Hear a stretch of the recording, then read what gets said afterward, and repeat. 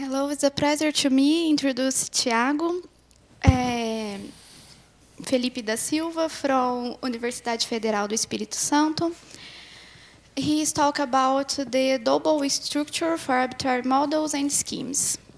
Thank you, Patricia. It's a pleasure to me. Okay.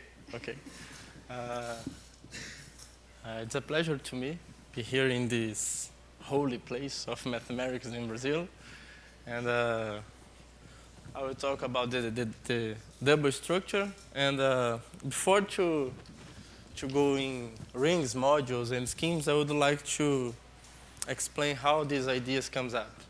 The main goal of my thesis was to find some algebraic conditions for Lipschitz singularity.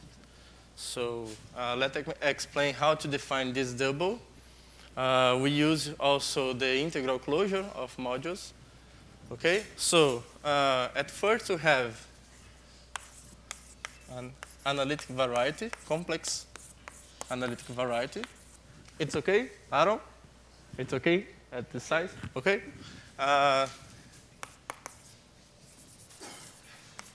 It's analytic variety.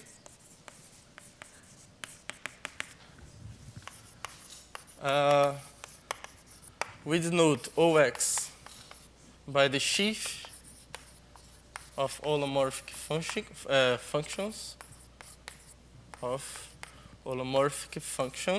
on X. It's a sheaf of rings, of course. And we denote by Z1, Zn, the coordinates on Cn for while. Okay? So, if you have this, we have two natural projections. If we consider the product of X with itself, we have two projections on the first factor and the second factor. And if you are looking to Lipschitz properties, we are interested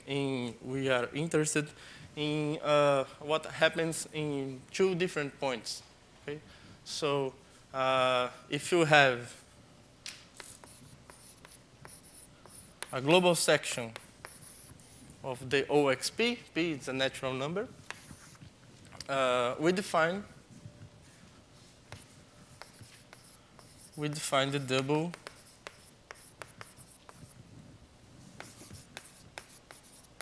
of H as in the natural way, taking H composed to pi 1 and H composed to pi 2. Actually, we are what we are doing here, we are considering H applying two different points, because if you take HD on a pair of points of X, this is H on Z and H on Z prime. Okay, that is the double. It's a simple idea. Some general, if you have a module, here we define the double for global sections, and we are able to define the double for modules as well. If you have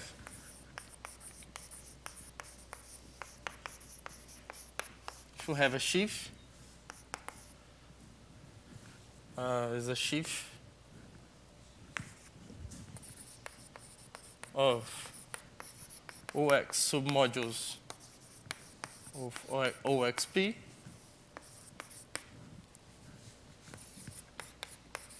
In the original definition, Gaffney defined this by ideal sheaves in order to work with families of hypersurfaces. And if we want to work in a family of analytic varieties, we need to define the same notion for modules, because if we are not in hypersurface case, we need more than one functions in order to define the analytic family. Okay, so that's why we are working for modules here. And so if you have these submodules, we define the double of M in the most natural way possible.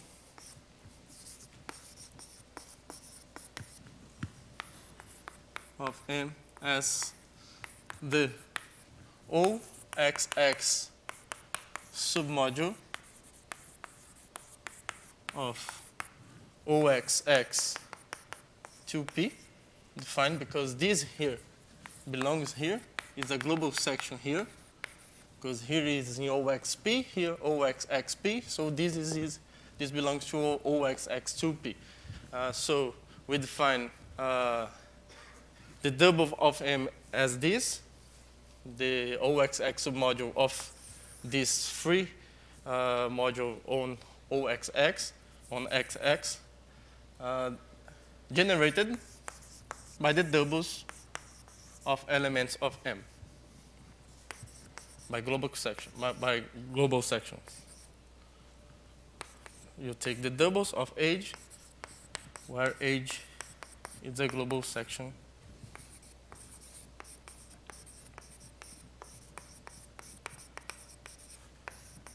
of M, right? Okay, so before entering in the analytic case that makes the relation with bi-Lipschitz singularity, some general results only with these conditions.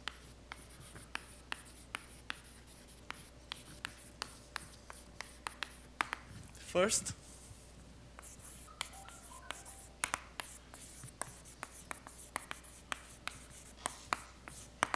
if we know if M is generated by a set of global sections, then we are able to find a generator set for the double of M depending of the generators of the original module. So MD, the double of M, is generated by the doubles of these guys, but not all of them. We need more. We need to take the doubles of these guys, but we need add another generators here. 0 in OXXP, and here we take the difference between the coordinated and we take the pullback of the generators by the second projection. I here going from 1 to N, and J goes from 1 to R. Okay? You are able to change here if you prefer put this in the first factor. All you have to do in 0 here, you only change here pi 2 by pi 1. Just changing this. And the second result, this is very useful to work with the double. This set of generators is very useful to make some calculations. And the second proposition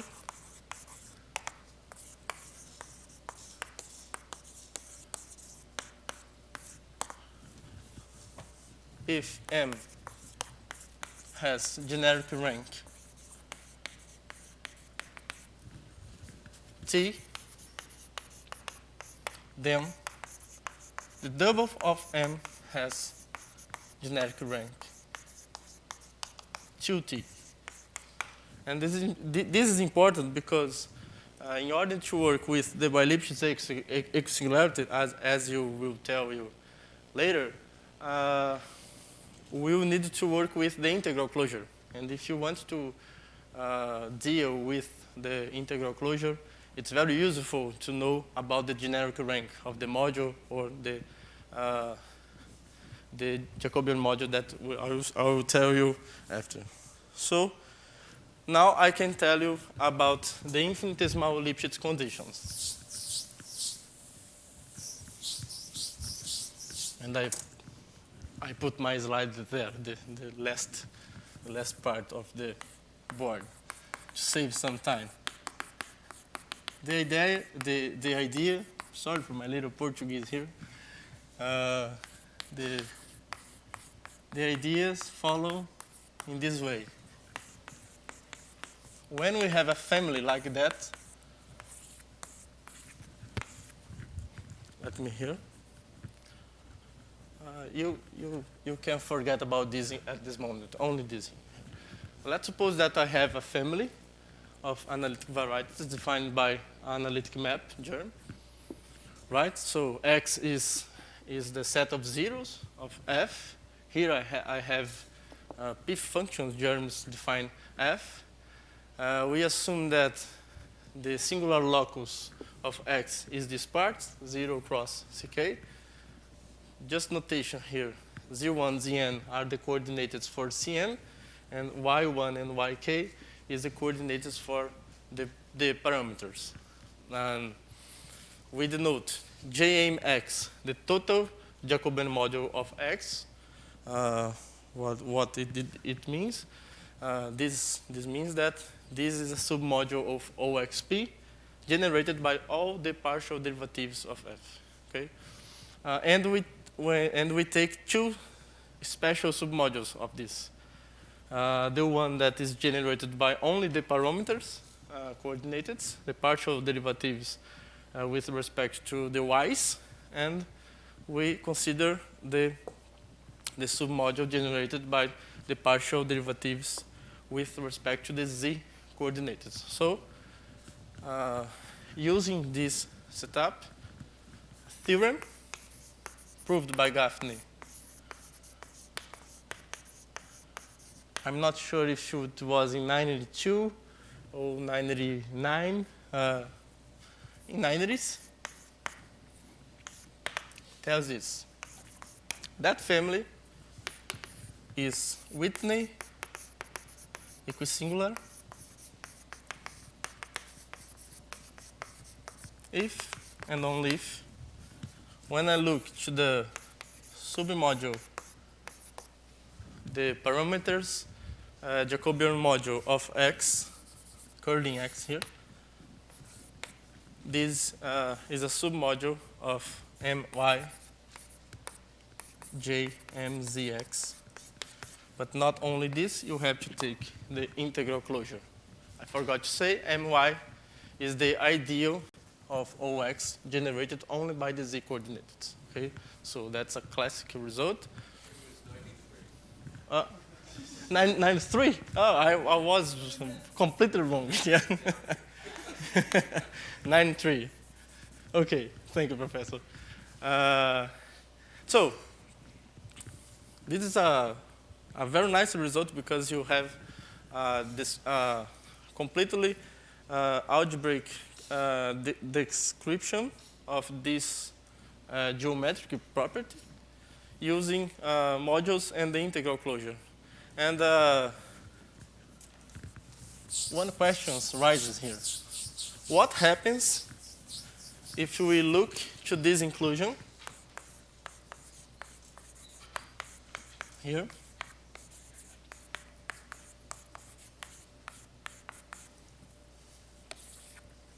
But instead of this inclusion, we add the double. What happens? What kind of information comes from this? So, originally working in hypersurfaces, Professor Gaffney called these conditions infinitesimal Lipschitz condition My, and we abbreviate like ILMY. That's the original terminology given by Professor Gaffney. And we make this condition a little bit weaker, taking off this ideal here. We can look to this condition here.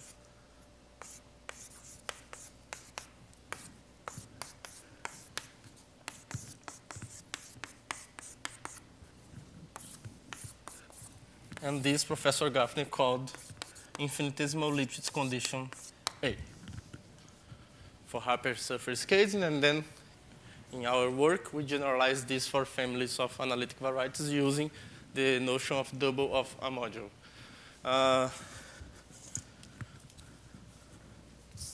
One result that we got,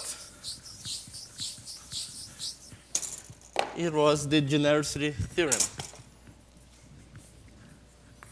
Genericity theorem was proved originally was published in Journal of Singularity early in 2014 in the hypersurface cases.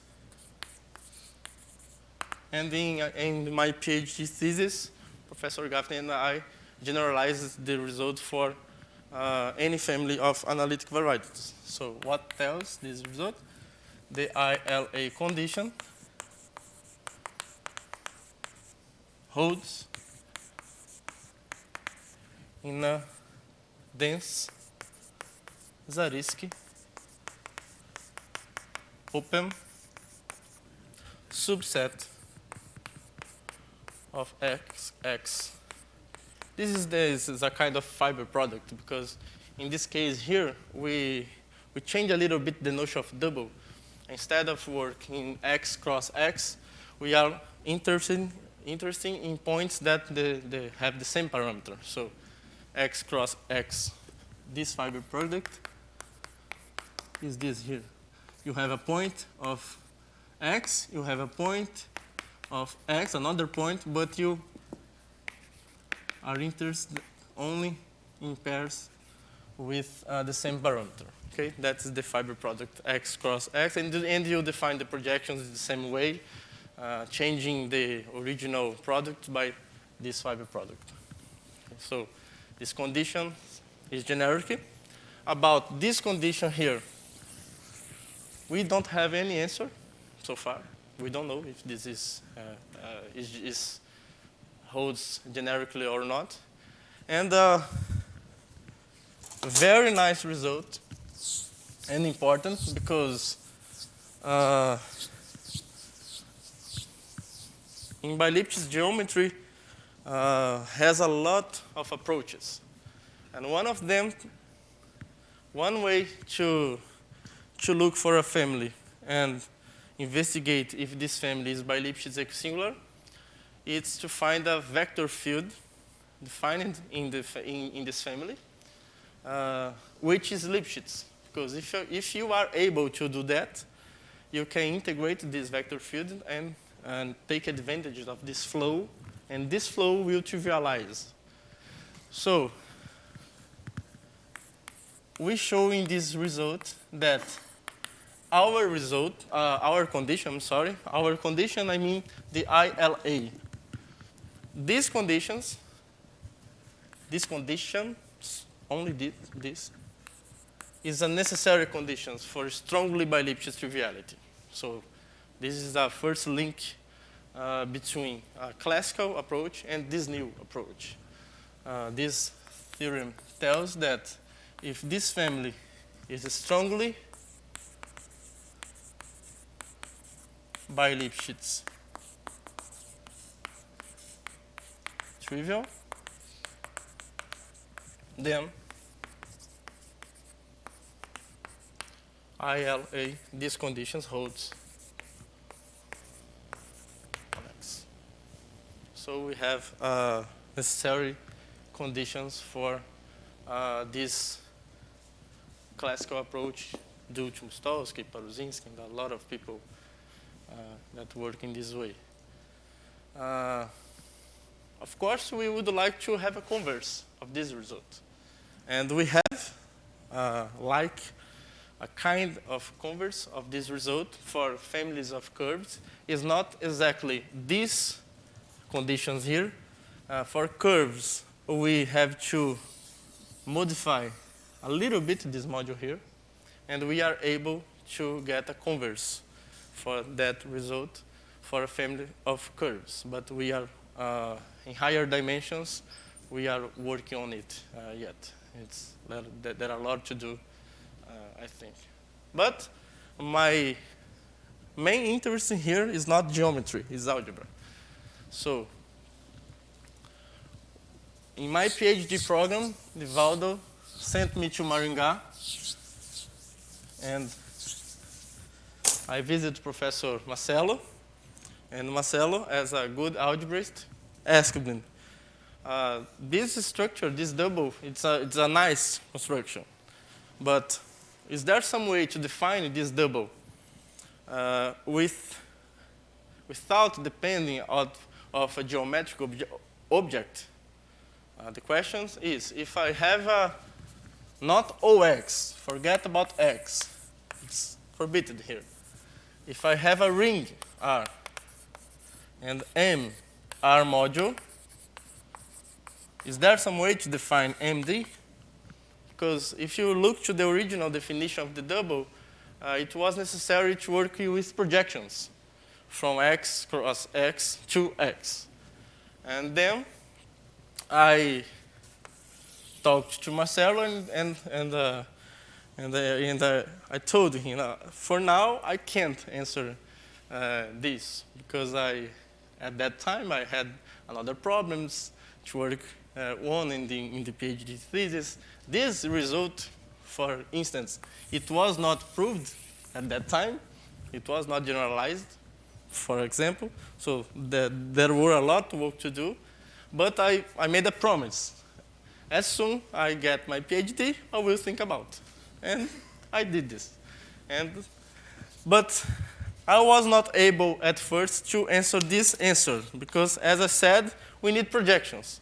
So, as I need projections,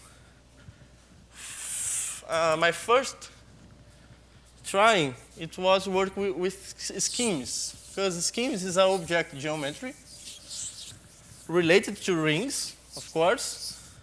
And a good thing about schemes is the fact that we have fiber product. So we have projections, and I need projections. So let's suppose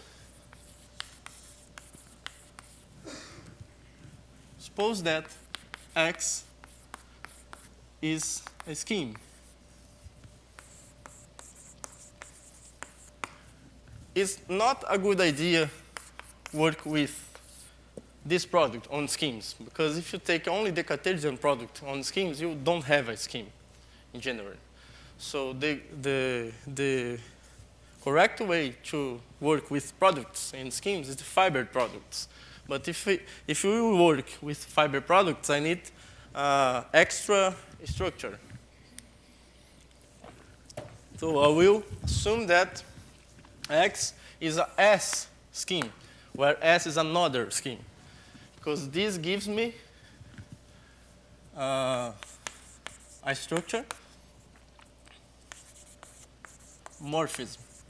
We have a structure morphism. I will call lambda X to S. Okay? So with this, I can work with the fiber product.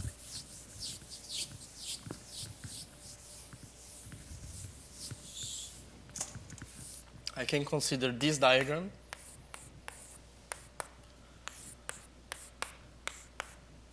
And here I have the fiber product in a categorical sense. I will call here pi1 and pi2. Okay? And I would like to define, let me put in the right page here.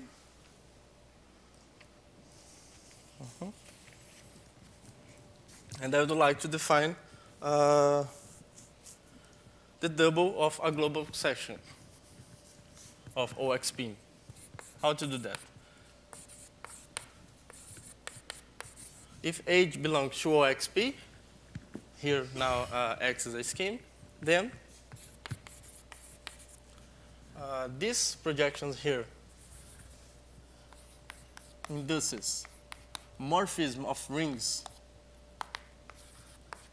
in the global sections.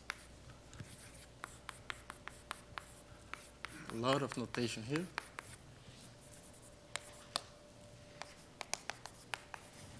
And if you remember the original definition of double, in the analytic case, HD is something like that, which seems like pullbacks.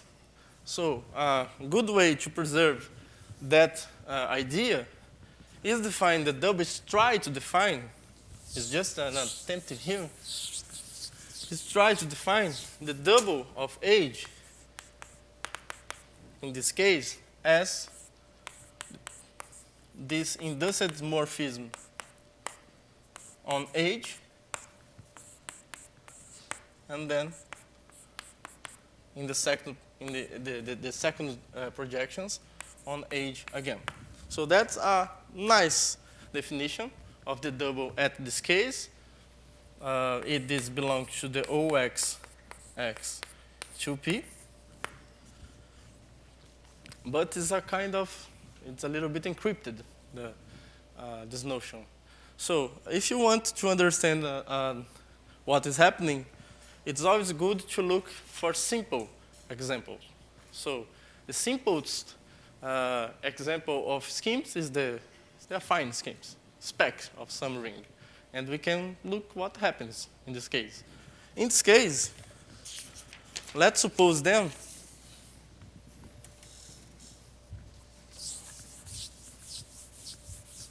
instead of work with a general scheme, suppose that X is a affine scheme. It's a spectrum. It's a prime spectrum of some ring R.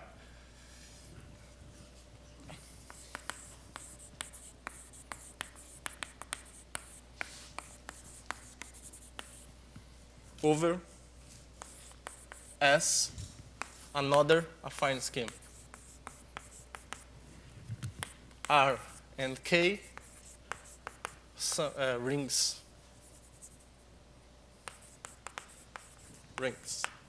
In this case, here I think I can erase now because we don't have any geometry for now on, just algebra.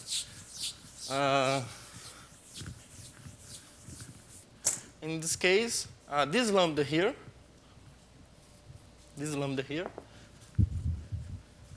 turns out that is a spec R to spec S. K, I'm sorry, K. And if you consider the induced morphisms between the global sections, once this is a morphism of schemes, we have, I will call tilde, lambda tilde. We call this morphism of rings. I'm sorry for the notation here.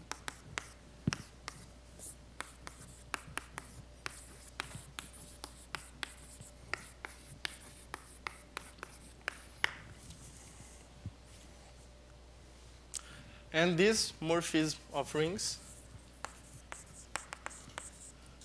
induce in R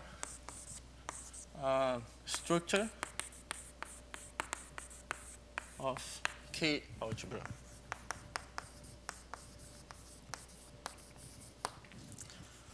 Okay, and for affine schemes, it's not very easy, but it's easier to find the fiber product, because if the fiber product for schemes is like tensor products for algebras. So one way to calculate this at this case is to remember how to construct the fiber products in for affine schemes. How we do that? Just remembering, you consider this morphism of rings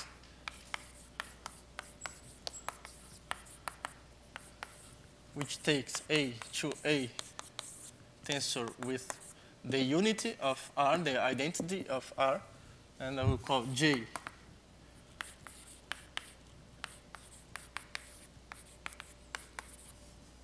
which takes B to 1, the 1 here is the unit of R with B. And we can consider this diagram here.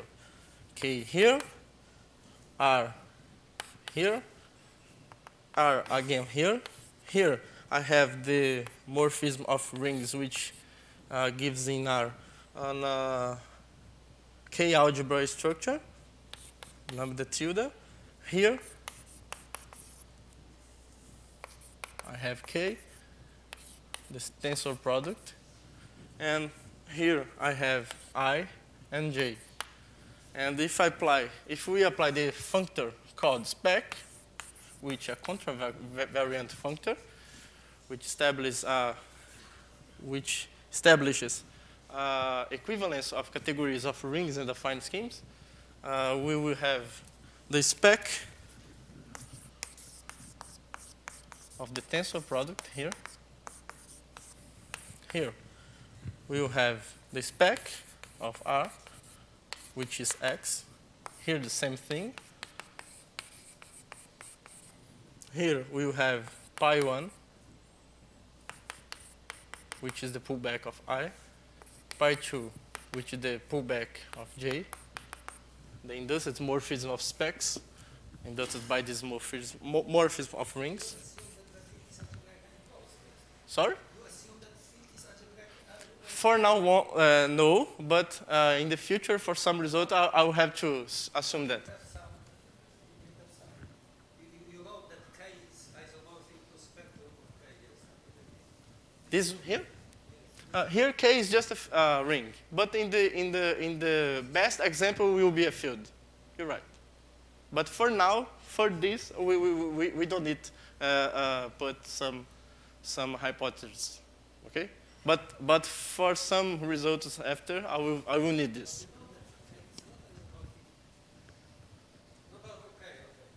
This works for any ring.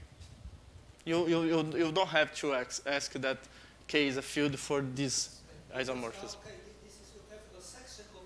Yes, that's right. Yes, that's the set of global sections. Okay.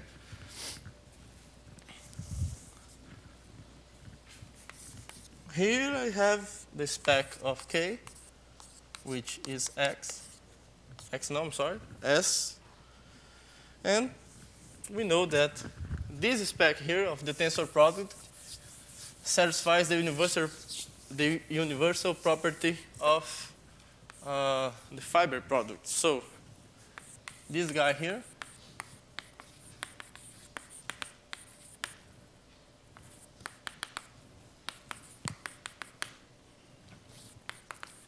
is the fiber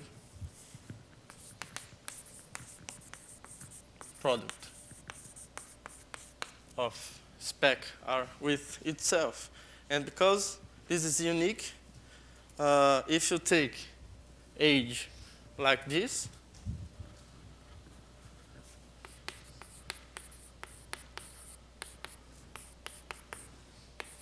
in this case, this is just RP, because of that isomorphism, and the double of age, which is this induced morphism on age, pi 1 and pi 2, on age. This morphism is this morphism here. I of age, J of age, which is the tensor product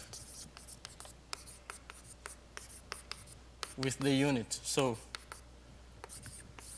which is nice than this formula, nicer than this formula here, because now it's a beautiful formula, because all you have to work with is the tensor product. So this, the tensor product gives the idea how to construct the double for any module now. All you have to do is follow these ideas, follow this clue given by the fiber products on affine schemes. So if I have a module n ring here, and R is a K algebra. For now, K is not, we don't have to ask for now that K is a field, just an n ring, for now. I will call MR the ambient module of M.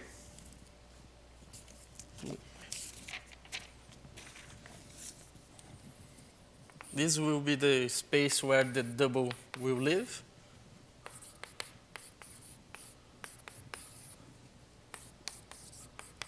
And all we have to do to define the doubles, in this case, is working with the tensor product. Definition: for each age in this module, find the double of age as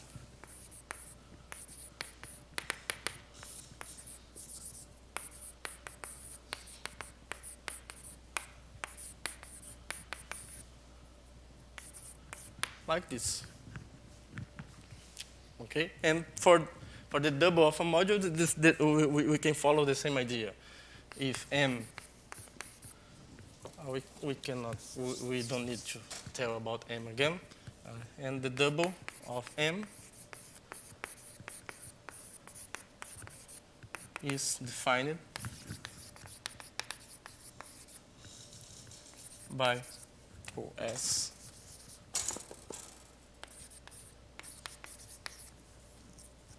The R submodule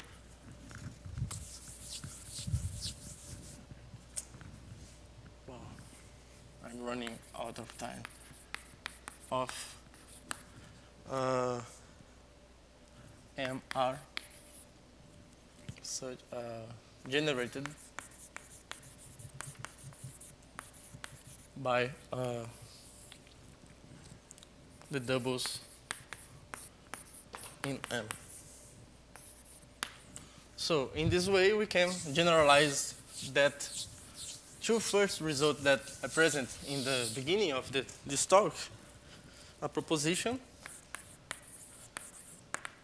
if M is generated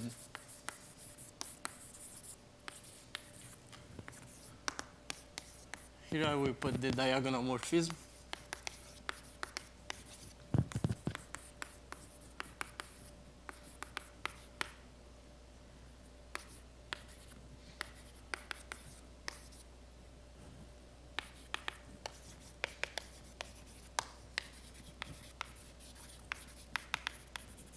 If M is generated by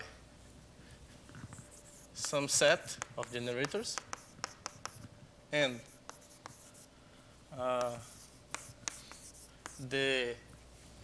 these notations is used for the ideal generated by the image of this morphism. Okay, and if this ideal is generated by some set of elements here,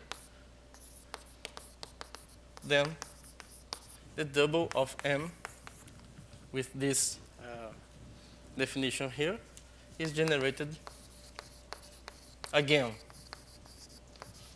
We need the doubles of the generators,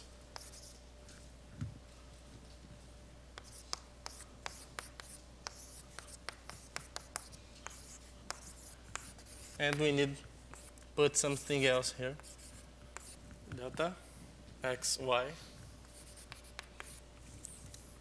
one tensor with age j. So this result generalizes our result in the analytic case, and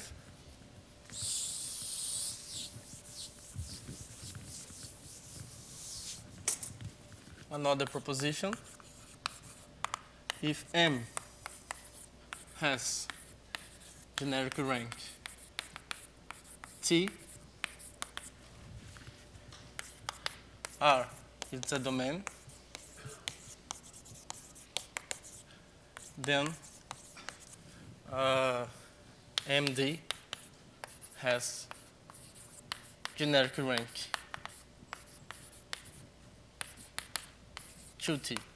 I'm sorry, I need another hypothesis here.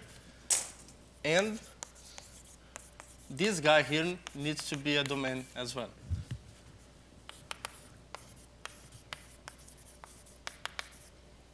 Then this happens. So here, there are hypotheses, wiki hypothesis that guarantees that if R is a domain, then this is a domain.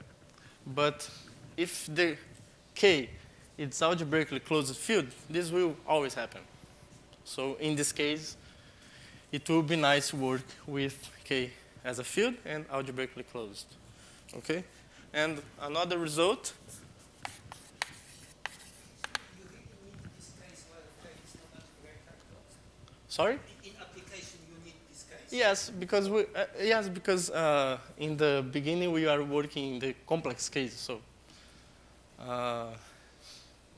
working in the double. Okay, usually you need the case K algebraically closed, yes? Mm-hmm. Okay. Yes, on this part here, okay. On this part.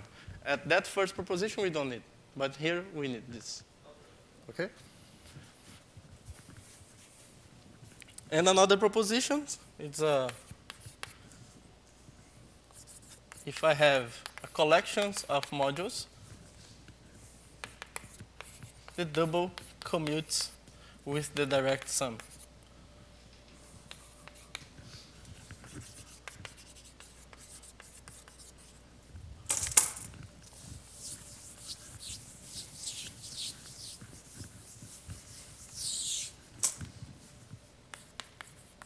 When we take the double of this direct sum, this is isomorphic to the direct sum of the doubles. And the isomorphism is, the isomorphism that we get is very nice because it takes something like that. Oh, sorry, here. First, I have the element of this direct sum, and it takes the double, and this takes this, and it takes from here to the sequence of the doubles, and this is taken to the double of the sequence in the same way.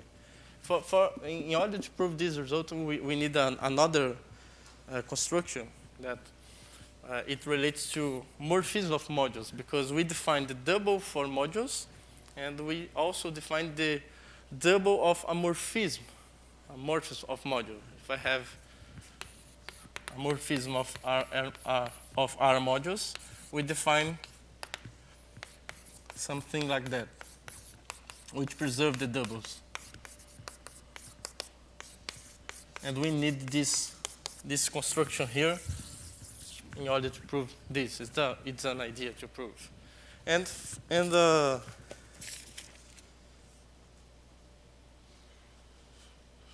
okay, just one last thing. I'm sorry for the delay.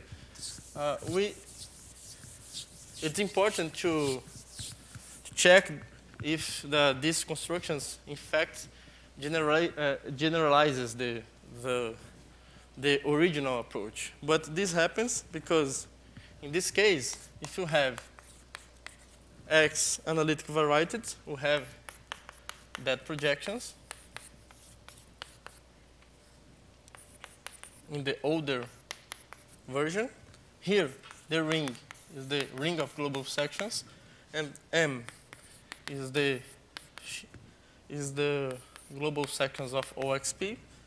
And in this case, we'll already know that the ring of coordinates, the coordinated rings of this guy is isomorphic to OXX tensor prog to the C to OXX by C. And this isomorphism is well known. It takes it takes G tensor with age and in a point in this function here.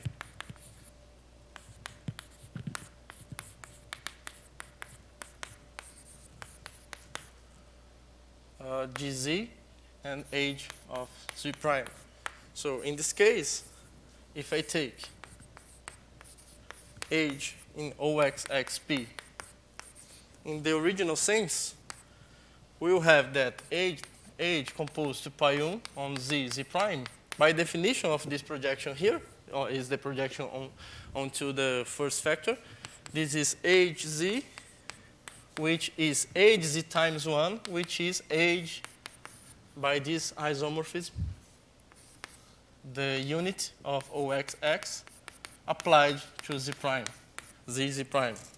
And in the same way, age composed to pi2 on Z prime is the same thing as 1, the unit of this ring applied to Z prime. So the old double, by definition, is this. But this is equal to age 1OXX, 1OXX age, and this is the age new double. So it's the same thing. Okay, so in fact, what we have done generalizes the older version for the double.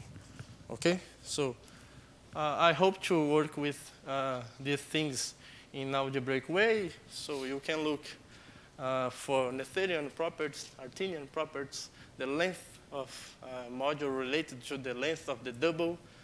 Anyway, you have a lot of questions to do here. I don't know if I'm able to do this only for myself. I need help for this.